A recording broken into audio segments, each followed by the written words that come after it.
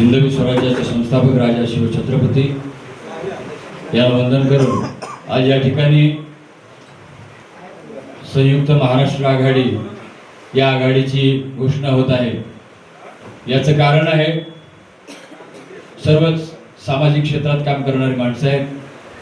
मीही 35 वर्ष सामाजिक क्षेत्रात काम करतोय आणि सामाजिक क्षेत्रात काम करत असताना सामाजिक चळवळीच्या माध्यमातून लोकांना न्याय मिळवून देण्याचं काम या ठिकाणी होत असतं।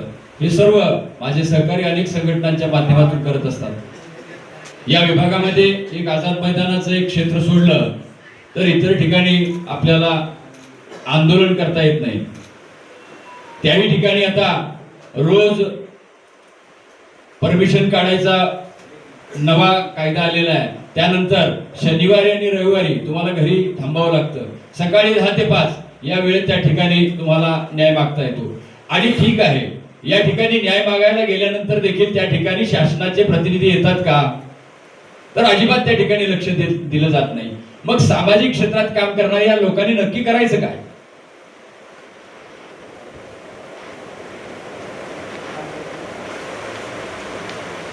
सामाजिक क्षेत्रामध्ये मी 35 वर्ष काम करतोय। माझे सर्व सहकारी, यांची काही राजकीय लालसा नाही आहे, आमची राजकारणी होण्याची किंवा नेता होण्याची काही इच्छा नाही आहे, परंतु सामाजिक क्षेत्राच्या माध्यमातून काम करणाऱ्या लोकांचे आता गळचेपी होत आहे, त्यांना कमी लेखलं जात आहे, त्यांच्या भावनांकडे लक्ष दिलं जात नाही। ते किती कष्ट करतात, त्यांना काय त्रास होतोय याकडे शासन लक्ष देत नाही। मग या सर्व संघटनांनी, या सर्व सामाजिक क्षेत्रात काम करणाऱ्या लोकांनी नक्की काय करायचं? मुंबईत मराठी माणसाची अवस्था काय आहे? आम्ही लढायचं सामाजिक क्षेत्रातून अजूनही असं तुम्हाला वाटतं? आणि सामाजिक क्षेत्रात काम करत असताना आम्ही लढत असलो तर त्याला न्याय मिळेल तुम्हाला वाटतं? आणि मग तो न्याय मिळणार नसेल तर पर्याय काय? राजकीय वलय निर्माण झाल्याशिवाय या राज्यामध्ये आजच्या तारखेला न्याय मिळत नाही, अशी परिस्थिती निर्माण झाली। आणि म्हणून संयुक्त महाराष्ट्राच्या हुतात्म्यांना अभिवादन करण्यासाठी सर्व संघटना एकत्र येत असतात। आम्ही तिथे एकत्र आल्यानंतर सर्वांच्या मनामध्ये एकमेकांचं दुःख समजून घेतल्यानंतर, भावना समजून घेतल्यानंतर काय करायचं, आपण काय करू शकतो याबद्दल चर्चा झाली आणि त्याच्यातून निर्माण झाला तो हा एक राजकीय प्रवासाचा मार्ग।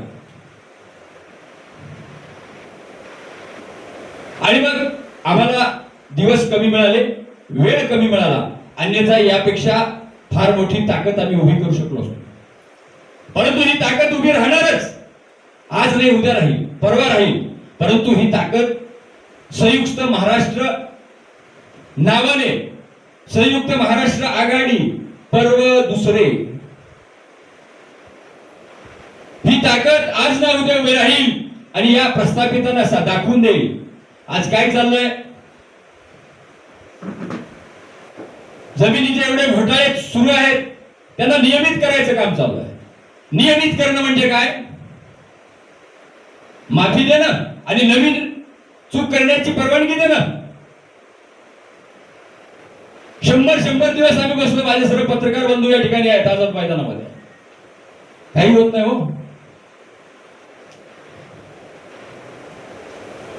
आणि नियमित करतो आम्ही, हे नियमित करतो आम्ही, ते नियमित करतो, परंतु ज्यांनी ते नियमित करण्यासाठी लोकांना फसवलं, लोकांना ते करायला लावलं, त्या व्यवस्थेच्या विरोधात काही कारवाई होणार की नाही? की त्या व्यवस्थेला पुन्हा आणखी चुका करण्याची संधी देणार आहात तुम्ही आणि पुन्हा नियमित करून महसूल खात्याचा महसूल वाढवणार आहात का तुम्ही? या प्रकारे चालतं का हे सर्व? आम्हाला न्याय मिळत नाही।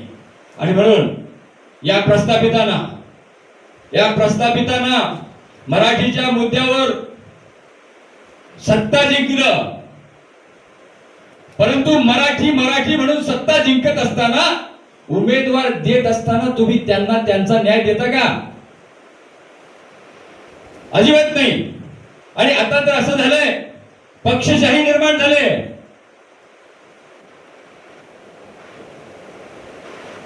आणि ही पक्षशाही भांडवलाच्या जीवावर लोकशाहीवर हवी होती.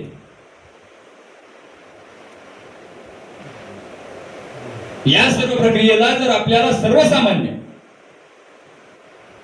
किती टक्के आहे, हा उच्चभ्रू समाज किंवा सक्षम समाज आणि दारिद्र्य रेषेखाली असणारा समाज, लोकशाहीच्या राज्यामध्ये सर्वसामान्यांना प्रतिनिधित्व मिळावं, ही आजची परिस्थिती आहे का? आम्ही आघाडी लढवायला निघालो. तुम्ही विचार करा, आम्ही तुम्ही सर्व, हे सोपं आहे का? परंतु तरी देखील हे सोपं नाही असा विचार करून आपल्याला थांबून जमणार नाही. कोणीतरी प्रयत्नांना सुरुवात केली पाहिजे, कुठून तरी सुरुवात झाली पाहिजे. सर्वसामान्यांनी पेटून उठलं पाहिजे. तुम्ही सर्व आमच्यातलेच आहात. समोर बसलेले आणि व्यासपीठावर बसलेले वेगळे नाही.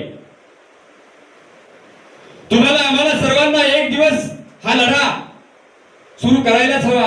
कारण प्रस्थापित राजकारण्यांना याबाबत काही पडलेलं नाही. त्यांना सत्तेशिवाय काही कळत नाही. सत्तेची समीकरणं जुळवणं या पलीकडे आता पक्षकारांना, पक्षांच्या लोकांना काही राहिलेलं नाही त्यांच्या मनामध्ये. मतांची जुळवणी, जातीची समीकरणं निर्माण करून पक्ष मतांचं ध्रुवीकरण करून सत्ता मिळवणं, या सर्व गोष्टी आहेत. आणि म्हणून महाराष्ट्र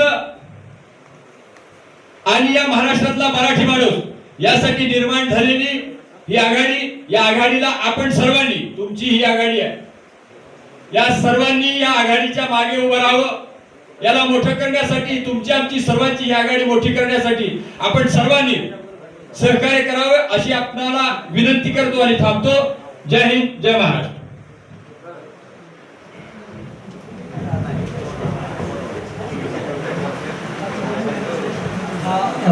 प्रश्नोत्तर आपण घेणार आहोत. फक्त